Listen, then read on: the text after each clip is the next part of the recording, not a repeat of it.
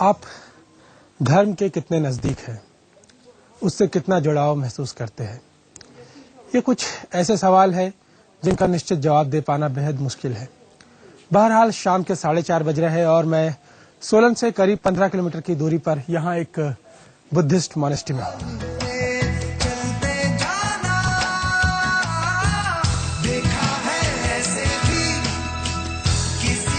इस मॉनेस्ट्री की सीढ़ियां चढ़ते हुए मैंने महसूस किया कि मैं जरूर किसी बेहद जगह पर आ पहुंचा हूं।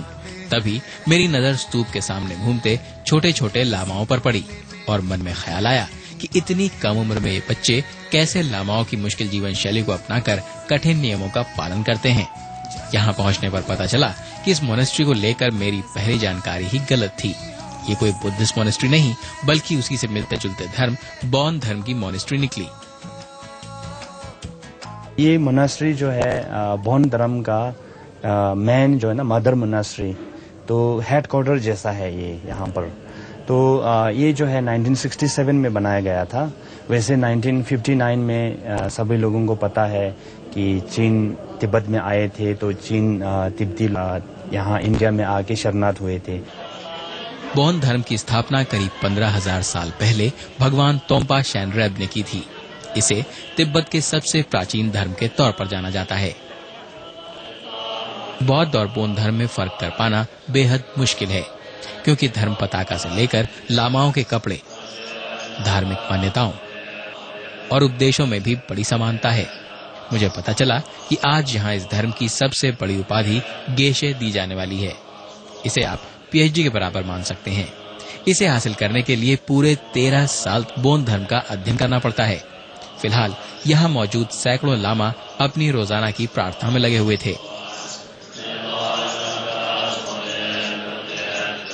इस प्रार्थना के दौरान धर्म के सारे नियमों को शुरू से आखिर तक एक साथ दोहराया जाता है और हाथ में भारी सा डंडा लिए एक लामा प्रार्थना के दौरान इसे बार बार जमीन पर ठोकता है। ये प्रतीक है अपनी आस्थाओं और नियमों पर पूरा विश्वास रखते हुए उन पर अडिग रहने का। तो बौद्ध धर्म से भी हजारों साल है। खुद बुद्धिज्म ने बौद्ध धर्म से कितना सीखा या बौद्ध धर्म ने बुद्धिज्म को कितना अपनाया, ये एक बहस का मुद्दा हो सकता है। लेकिन एक बात जो दोनों ही धर्मों में समान है, वह है उनकी शिक्षाएं, जो मानवता को सत्य, अहिंसा और भाईचारे का संदेश देती है। इस महान धर्म के बारे में इतना कुछ जानने के बाद मैं काफी खुश हुआ।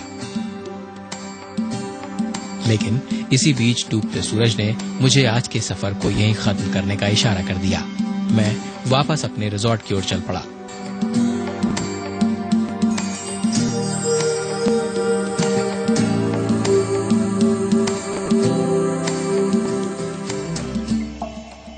अगले दिन सुबह कुछ अलग थी। मैं कुछ नया और खास करने जा रहा था। रिजॉर्ट की ओर से हमारे लिए कुछ रोमांचक खेलों की तैयारी की गई थी। हम कुछ ही दूरी पर मौजूद एक पहाड़ी की ओर निकल पड़े।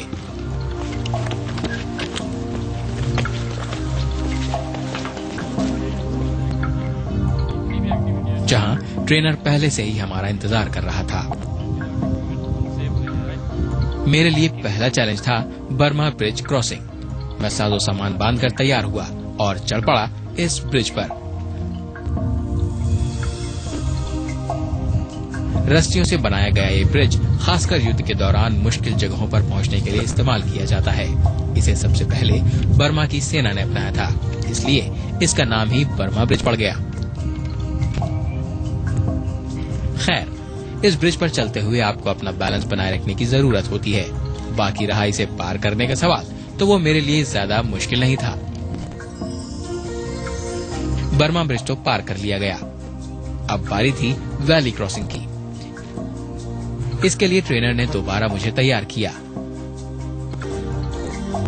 वैली क्रॉसिंग भी मेरे लिए नया अनुभव था। दरअसल ये एक ऐसी टेक्निक है जो सेना किसी गहरी खाई या नदी को पार करने के लिए इस्तेमाल में लाती है। बहरहाल मैं तो बस अपने रोमांच के लिए ये सब कर रहा था। खैर, ये टास्क भी मैंने आसानी से पूरा कर लिया। मैं हैरान था कि इतना कुछ करने के बाद भी मैं थका नहीं। लेकिन जो अगली एक्टिविटी मैं करने जा रहा था वो सचमुच खतरनाक और थका देने वाली थी। मुझे एक ऊंची चट्टान पर सीधी चढ़ाई करनी थी।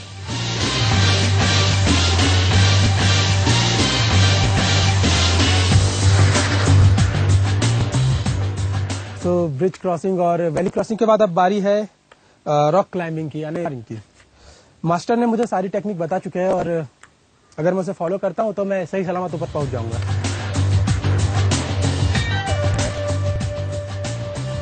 इसे जुमारिन कहा जाता है, जो चट्टानों पर चढ़ाई करने की पुरानी और सबसे आम टेक्निक है।